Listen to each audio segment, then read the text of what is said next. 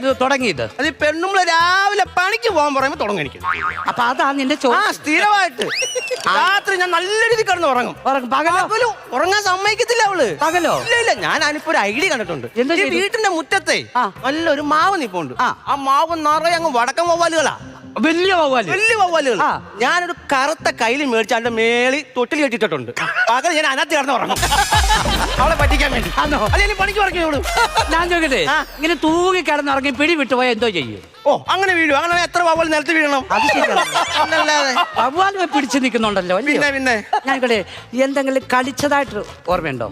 കഴിഞ്ഞ ഓണത്തിന് ക്ലബിന്റെ പരിപാടിക്ക് റൊട്ടുകടി മത്സരത്തിൽ ഞാൻ റൊട്ടി കടിച്ചു. എടാ പൊട്ട, അതല്ല.